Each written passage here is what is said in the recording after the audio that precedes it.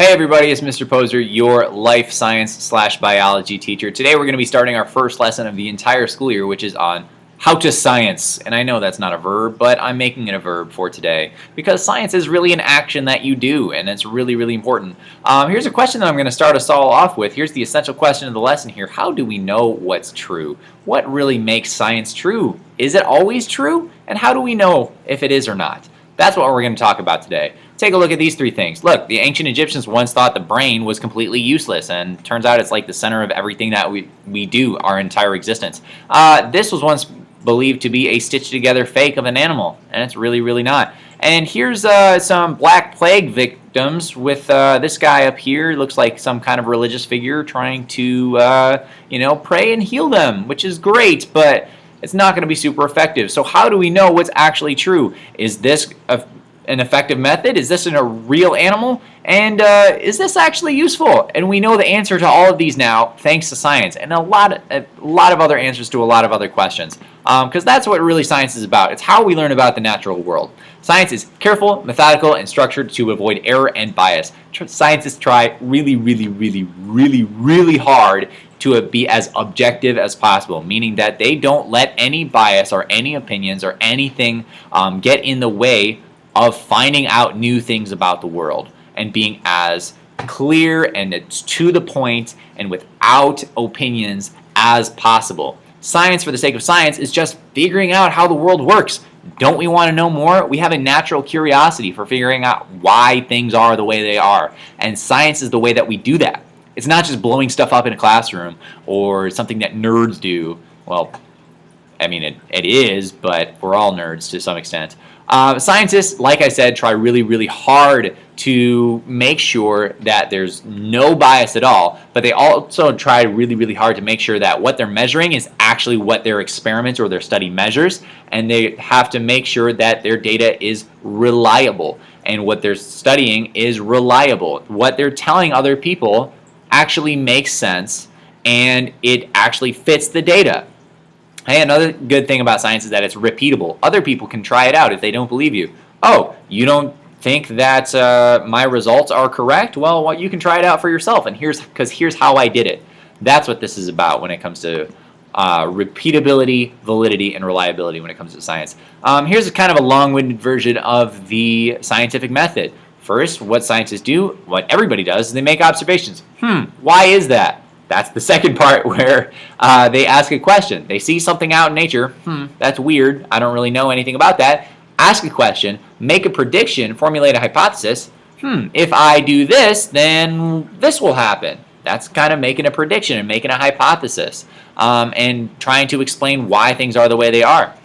Collecting data, either qualitative just by observation or collecting quantitative data in terms of statistics and data and more specifically numbers, which is the main way to collect data. And then analyzing data is drawing meaning from it. What does it mean? It's one thing to just look at a bunch of numbers and make a bunch of completely objective, like meaningless observations, but then putting them together into something meaningful. That's what analysis is about.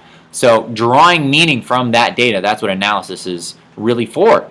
And once we draw meaning from the data, we can draw meaning from what it is that we talked about in the first place. What is it that we observed in the first place, and why did it happen the way it did? And we can draw conclusions and address our hypotheses. Were we right? Were we wrong? And then, of course, if it's necessary, you can repeat this experiment, and other people can repeat this experiment. Scientists have to try really hard, once again, to spell out everything that they did in a study so that other people can do it too. All right, so if we use a simple example of an experiment, we got fertilizer, some water, the sunlight, and plant in some tomatoes here. So first thing scientists do is, hey, you were walking out in your gardens one of these days, and you find that you got tomato plants in your backyard. Some of them have more tomatoes than others, curiously enough. You might wonder, why is that? And what if I add fertilizer to some of these plants? Is that going to have any effect on the number of the tomatoes that are going to be produced? It may or it may not. So that's the first part of our scientific method here, is coming up with a problem or asking a question. Does fertilizer help tomato plants produce more tomatoes? Let's find out. Okay, first we have to introduce to you a couple of terms to really detail what all science is. It's testing the independent variable's effect on the dependent variable.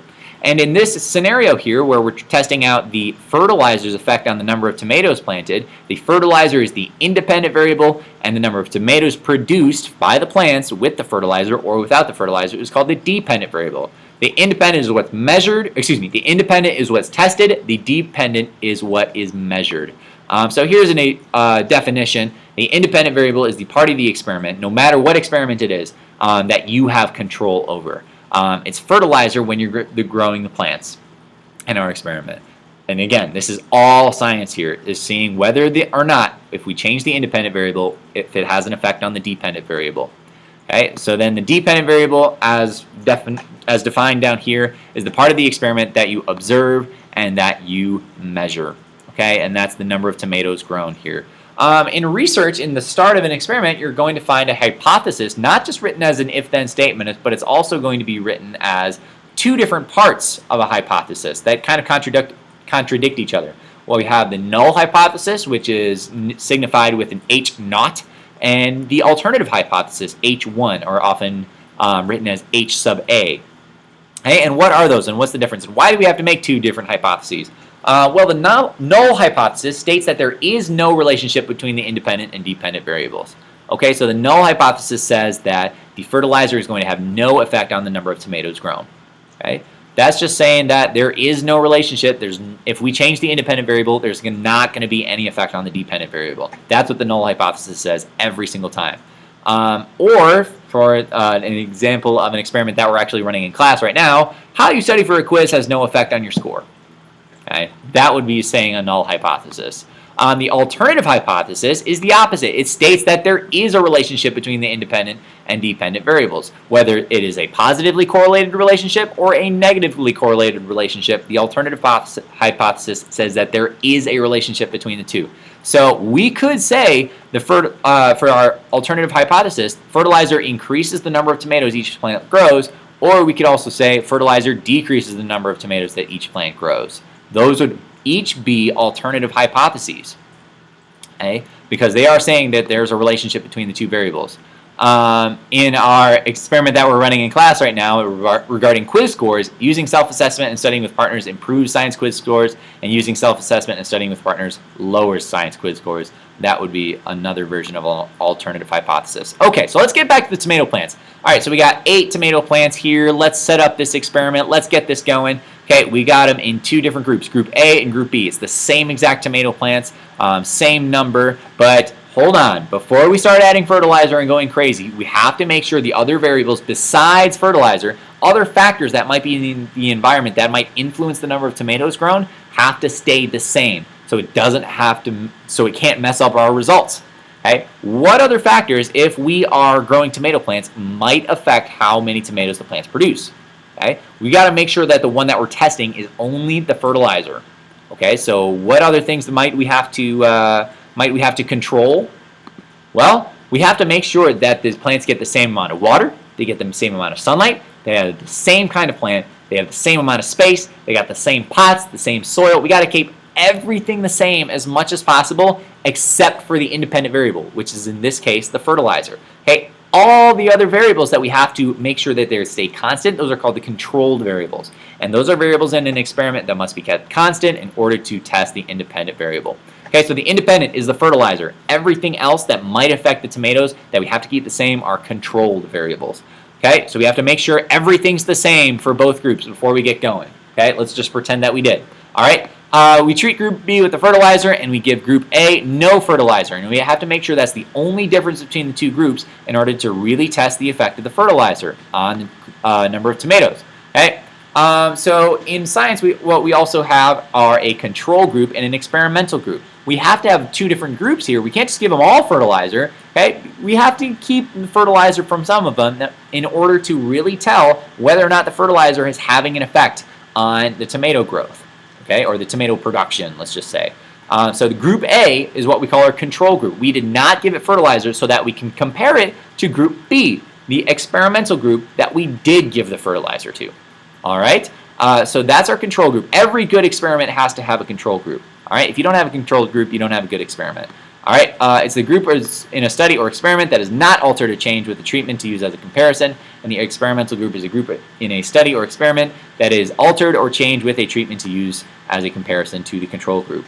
Every good experiment has a control to see whether or not the independent variable causes change, what I just said. All right, so we grew our plants. Ta-da, here they are. Here's group A. We got like 4 tomatoes total, and then look at group B over here. Wow, look at how many tomatoes it grew. Check it out. Group A produced 4 tomatoes. Group B produced 14. Here's our data table showing our results. So if you're in my class, I'm going to be expecting you to make a data table for the experiments that we're going to run in class. And this is a very, very simple data table. It's clear, concise. Okay, number of tomatoes produced. We got units properly labeled and everything. So pretty easy to read if we were, reading this study. Okay. All research and the results of all experiments have to include figures or graphs in order to visually represent results. Okay, here's our results. Group A produced 4 tomatoes. Group B produced 14 tomatoes. Again, if you're in my class, this is going to be something that we're going to be doing together, is making these graphs. Okay, an easy way by looking at a graph to tell what's the dependent variable and what's the independent variable is on what is on each axis. Okay, so the dependent variable, the number of tomatoes that we measured, look, it's always going to be on the y-axis, and the independent variable is always going to be on the x-axis. Okay, this is our group without fertilizer. This is our group with fertilizer. Okay, so it'll be easy to tell what our independent and dependent variables are, and a good title always just says, well, a simple title will always just say independent versus dependent variable, fertilizer versus tomato production. Okay. So what do our results show here? As I got to delete those extra tomatoes.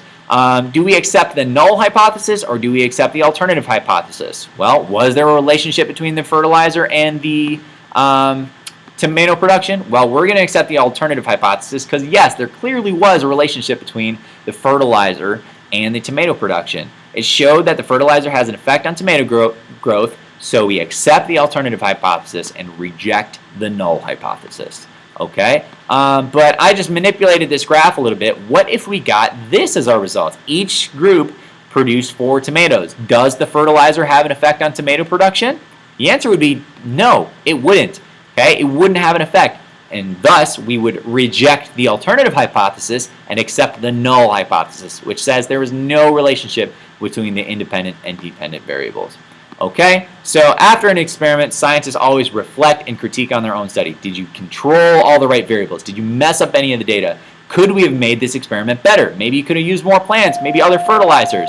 Okay, and a scientific report is always going to detail everything that's going to be done in a study. It starts with an introduction. A scientist lists out all the materials that they used, the steps that they took to make the experiment. They put all their data out there. They show their results, and they draw conclusions from it. So everybody can see everything they did in order to get those conclusions and in order to state those findings to be as objective as possible. Okay? This is what a lab report is going to look like. An introduction introduces it, poses the null and alternative hypotheses, materials, list of everything the scientists used, the procedure lists out all the steps taken so that it can be repeatable and other people can follow it, and it displays as much data as you possibly can in tables and graphs. It summarizes the results and it analyzes the data. What does the data mean? You accept or reject the hypotheses in the results, and then you interpret the results and propose an explanation for them in the conclusions. Okay? That is what a lab report is going to look like, and this is what really science looks like, what scientific articles look like. You can find all of these sections in any given scientific report. All right, that is it for this video today. Let me know if you have any questions, and we'll see you next time.